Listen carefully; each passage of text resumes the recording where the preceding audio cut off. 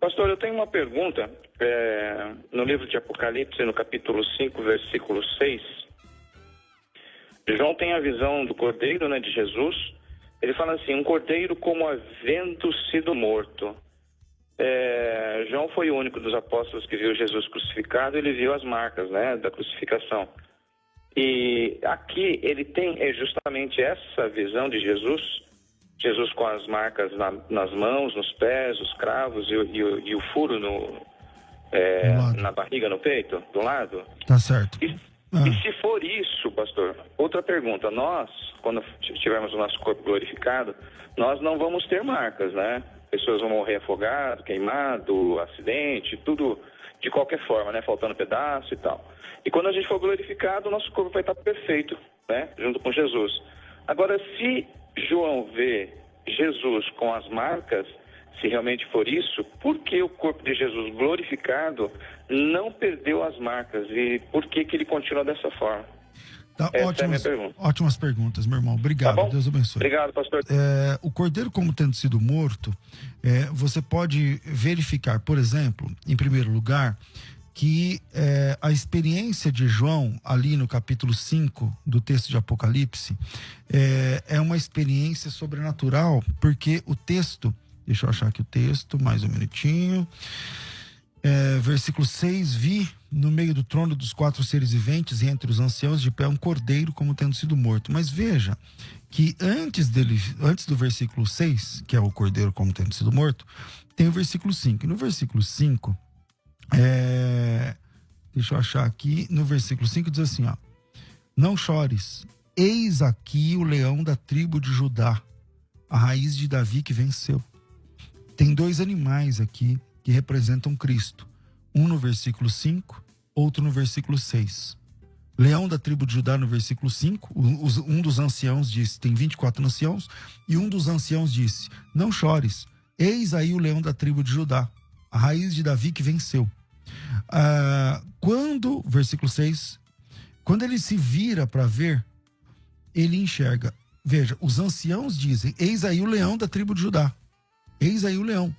Aí quando ele vira para ver o leão, ele enxerga um cordeiro. Ele enxerga um outro animal que também funciona como figura de Cristo. E esse animal é um cordeiro, tá certo? Então, o João, um dos anciãos fala para o João, eis aí o leão da tribo de Judá, a raiz de Davi que venceu. E quando o João vai olhar, ele enxerga um cordeiro. São 2 animais que são tipos de Cristo. Por que as 2 pessoas enxergam Cristo a partir de animais diferentes? Talvez a resposta para essa questão, Hélio, esteja no fato de que os anciãos já fazem parte do corpo glorioso e da experiência da ressurreição ou de ter vencido a morte, enquanto que João, o apóstolo, que está tendo aquela visão, ele está ali como um mero visitante. Então, para os que já têm o corpo glorificado, Jesus Cristo é o leão da tribo de Judá que venceu. E para abrir o livro, desatar os selos, conforme o versículo 5. Enquanto que para João, um Reres mortal, que está ali, ainda não tem a imortalidade como estilo de vida, ele ainda vai voltar, por exemplo. Então você tem Jesus ali representado num cordeiro, porque João ainda precisa de Jesus como cordeiro que tira o pecado. E já os anciãos enxergam Jesus como o leão da tribo de Davi que venceu. Então, saindo dessa primeira parte da sua pergunta, Hélio, vamos para a segunda. A segunda parte é mais teológica um pouco. Você vai dizer o seguinte: no corpo glorificado, nós conservaremos características físicas, já que Jesus foi reconhecido pelas marcas nas mãos, pela ferida no lado e tudo isso. Bom, para responder essa pergunta, eu vou sair do Apocalipse e ir para o primeiro livro de João. Primeiro livro de João, capítulo 3, versículo 2, o apóstolo diz o seguinte, deixa eu achar aqui o texto rapidinho, capítulo 3, versículo 2, achei, diz assim, ó, amados, agora somos filhos de Deus, mas ainda não é manifesto como haveremos de ser. Sabemos que quando ele se manifestar, seremos semelhantes a ele, porque assim como ele é, nós o veremos. Ou porque haveremos de vê-lo assim como ele é. Bom, o texto diz que nós não temos todas as informações no versículo 2, mas que quando ele se manifestar, nós seremos semelhantes a ele. Talvez a resposta para a sua pergunta, por que Jesus conservava como que eu vou dizer, os sinais, né, da crucificação, né, ele tinha os estigmas, essa é a palavra que me faltava, é porque Jesus precisava provar que ele era ele mesmo, e nós não teremos essa necessidade lá na frente. Jesus ter o sinal dos cravos, que tinha sido feito 3 dias antes, é uma prova inequívoca da sua ressurreição corpórea. A ressurreição de Cristo, ela é uma doutrina bíblica, tá certo? Uma doutrina central do cristianismo. O apóstolo Paulo diz que se Jesus Cristo não ressuscitou, é vã a nossa pregação, é vã a nossa fé e nós permanecemos nos nossos pecados. Então, para documentar essa ressurreição, então tem lá as marcas no corpo de Jesus. Através dessas marcas, Tomé dobrou os joelhos e disse: Senhor meu e Deus meu. Tudo bem, meu irmão? Obrigado. É o seguinte, eu ia falar muito a respeito de ufologia, por exemplo, sobre ET, pessoa de outros planetas. A Bíblia dá alguma base assim para dizer que tem seres extraterrestres que quer comunicar com a Terra. Inclusive tem uma ideia que diz que eles não pecaram, que eles são puros. Mas eu queria saber se tem mesmo, porque inclusive o Espiritismo e esse pessoal que entende assim a respeito de comunicação, diz que as pessoas morrem, não digo de todos, mas eles falam bastante que vão lá para outro planeta, e lá vai aprender com eles lá que são puros, bom, e depois vem reencarnar na Terra. Então eu queria saber se realmente a Bíblia dá alguma dica a respeito de ETs. Deus abençoe. Maravilha, maravilha, Deus abençoe. Ufologia, a Bíblia fala de vida em outros planetas, tal, então vamos lá. A Bíblia não, a Igreja Adventista fala, a Igreja Mórmon fala, o Espiritismo fala. E por que eles falam? Para tirar problemas que eles não conseguem resolver daqui da Terra e jogar para outro planeta, você está entendendo? Então, para os Mórmons, por exemplo, você pode evoluir até se tornar um Deus. Você pode se tornar... Assim como tem o Deus da Bíblia, o Deus que nós cremos, Deus. Dessa mesma forma, você também pode ser Deus para um outro planeta. Se você for Mórmon, né? Você pode ser lá, chegar ao nível de ser um Deus para um planeta X, tá? Os Adventistas do Sétimo Dia, e reconheço, eles não têm a mesma crença. Não quero aqui fazer acusações livianas, não é do meu feitio. Mas a dona Ellen White, né? Ela, segundo ela viajou para outros planetas, né? Em espírito.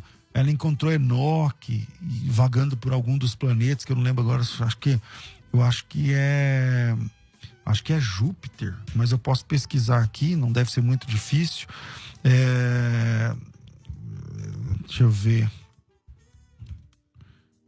Deixa eu ver se é mesmo, mas eu acho que é Saturno, Júpiter, enfim.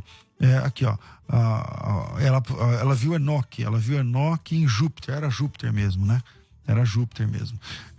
Aí falta lembrar, né, que hoje em dia a gente sabe que Júpiter, ele não é exatamente um planeta...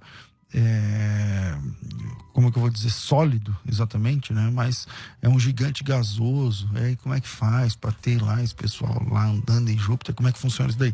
É um problema que a Ellen White tem que responder, mas ela já não está mais entre nós, né? E tem também o Rodrigo Silva, que é aquele arqueólogo, bom arqueólogo inclusive, falando que existe uma árvore do conhecimento do bem e do mal em cada planeta, né? Todo planeta tem uma árvore do conhecimento do bem e do mal.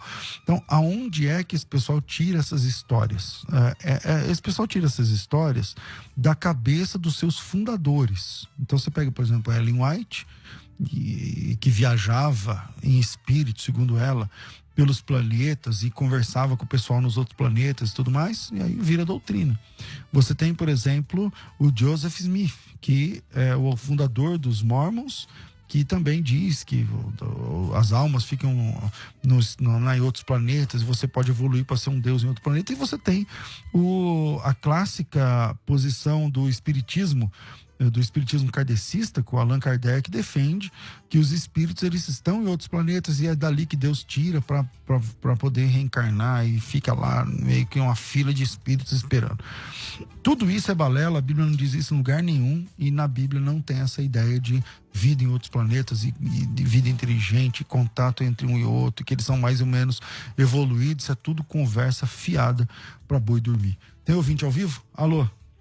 Alô, a paz do Senhor Jesus Cristo, pastor César. A paz, quem fala? É o irmão evangelista Rodrigo de São Paulo. Opa, bem-vindo, Rodrigo. Você fala de onde? Falo aqui, agora eu tô no Diadema, pastor, que eu trabalho como motorista de aplicativo, mas eu moro no Jardim Líria. Congrego na Assembleia de Deus, Ministério de Americanópolis, ali no bairro de Vila Clara. Você mora em Jardim Miri, tá em Diadema, quer dizer que a corrida foi boa, meu irmão. Porque, né? Vamos lá, sua pergunta. Ô, pastor, tem uma dúvida aqui, Gênesis 35, versículo 4, né?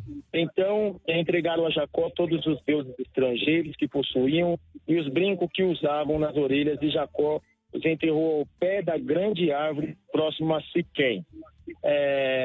Outro dia eu estava na igreja e surgiu esse versículo e eu percebo que algumas pessoas fazem alusão ao uso de brincos por alguns cristãos na igreja, né?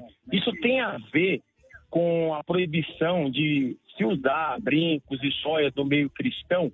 Porque eu parei para pensar, será que essa questão deles terem entregado para Jacó era porque aquelas coisas que eles usavam faziam parte daquela cultura do lugar onde eles estavam, e agora eles estavam saindo dali para viver um compromisso mais com Deus ali, uma retidão mais com Deus, e era necessário tirar todas aquelas coisas do meio do povo? Certo, obrigado, meu irmão. Deus abençoe, fica na paz. A paz. Amém. Não, a resposta é não. A gente tem que, para responder, para entender melhor, você tem que entender basicamente ali a história de Jacó. O Jacó é um cara que saiu fugido da sua casa por conta da questão da bênção lá e tal, e nessa fuga ele atravessa um deserto curto, um deserto que não é tão longo assim, mas ele atravessa um deserto, e ao atravessar o deserto ele faz uma oração, e nessa oração ele fala: Senhor, se o Senhor for comigo nessa viagem e tal, me levar e me trazer de volta, não sei o que, eu vou ser dizimista e tudo mais. E aí ele levanta um altar e faz uma aliança com Deus. No capítulo 35 ele vai meio que começar a cumprir esse voto. Veja o que acontece no versículo 1. Disse Deus a Jacó: levanta, sobe a Betel, habita ali, faz um altar ao Deus que te apareceu quando você fugia da presença de Esaú. Versículo 2. Então Jacó disse à sua família e todos os que estavam com ele: lançai fora os deuses estranhos. Lembrando que Jacó, ele foge para sua família, e a família que o Jacó foge é a família da sua mãe. É a família da sua mãe, não do seu pai. Só para lembrar, a família do pai do Jacó é a família do Isaac, é o Abraão, aquele pessoal. A família do pai, a família da mãe do Jacó é uma família pagã, tá certo? E eles se envolvem dentro do paganismo. Então, Jacó vai a essa família, que é a família da mãe dele, e diz: lançai fora os deuses estranhos que estão no vosso meio, purificai, muda a roupa, e levantemos e subimos a Betel, e faremos ali um altar e tal, e o pessoal deu. Então esse pessoal aqui não é o pessoal da aliança de Abraão, é um pessoal que corre a parte paralelo com a aliança de Abraão e que faz ali uma aliança. E quando você vê o pessoal dando os brincos, né, os pendentes de ouro e tal, isso era uma prática comum como fala, me falta aqui o nome, no Antigo Oriente Próximo, ali em Canaã, eu vou chamar ali da região de Cananéia, a região cananeia. Mas se você voltar 10 capítulos, no capítulo 24, aí você tem a família original, né, de Abraão.